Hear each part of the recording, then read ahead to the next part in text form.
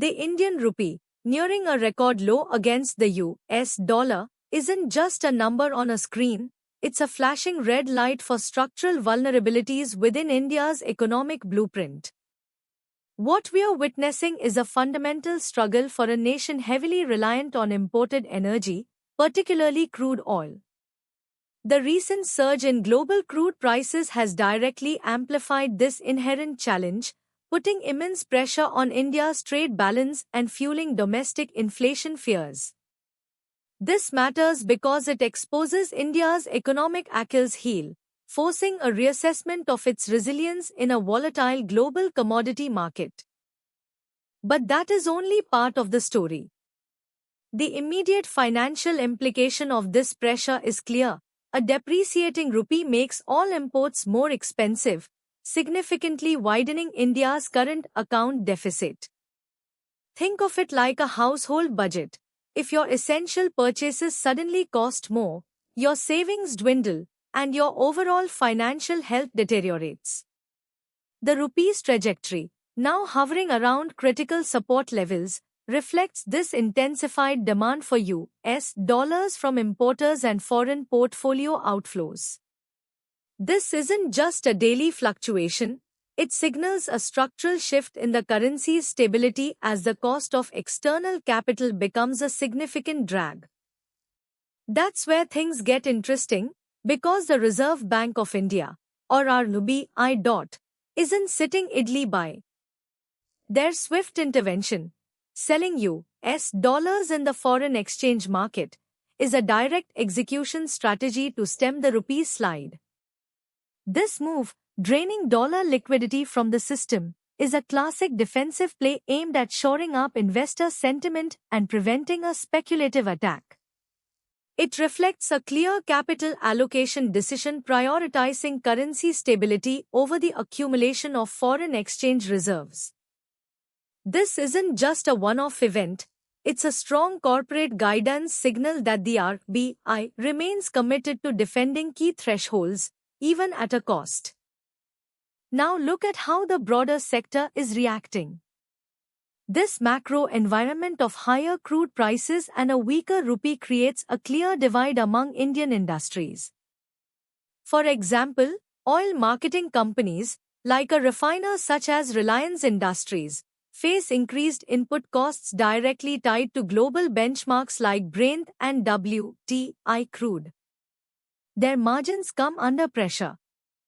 However, export-oriented sectors, particularly the massive Indian IT services industry exemplified by a company like TCS, actually benefit. Their revenues, earned in stronger foreign currencies, translate into more rupees, boosting their profitability. This dynamic drives what we call capital rotation, where smart money shifts from vulnerable sectors to those with inherent hedges or tailwinds, leading to a structural re-rating of sector attractiveness. The bigger question is the cumulative impact of these pressures. We are facing a dual inflation threat. First, there's imported inflation, a direct consequence of higher crude prices and a weaker rupee making energy and other essential imports more expensive. Second, domestic cost push factors are at play. This scenario significantly raises the risk of further interest rate hikes from the RBI, which, while aimed at taming inflation, can slow economic growth. There's also the systemic headwind of potential capital flight, investors moving money out of India seeking higher yields or safer assets elsewhere. This liquidity shift could further weaken the rupee and create a cycle of risk repricing across Indian equities, impacting the S&P BSE Sensex and Nifty 50 significantly. Despite these immediate headwinds, the multi-year thesis for India remains compelling for sophisticated investors. We are seeing a valuation reassessment, where short-term volatility creates potential entry points for long-term structural momentum plays. India's robust domestic demand, young demographic dividend, and ongoing infrastructure push provide significant forward earnings visibility, insulating the economy somewhat from global shocks. This isn't about ignoring the risks, but understanding that cyclical downturns often mask secular growth trajectories. The market appears to be pricing in a degree of resilience, betting on India's underlying growth story to eventually overcome these temporary pressures. That leads us to a bigger question regarding terminal risk and future policy. How will India navigate a world of continued commodity volatility, especially with OPEC plus decisions impacting crude supply? The government's strategic focus on renewable energy, domestic manufacturing, and export promotion acts as a crucial policy tailwind, aiming to reduce external dependencies over time. This ongoing effort to diversify and build self-reliance offers a degree of asset insulation against future shocks. Investors should watch for continued reforms and infrastructure spending, as these will be key indicators of India's ability to build lasting relative strength and achieve sustained demand recovery. So, what's the takeaway for sophisticated investors?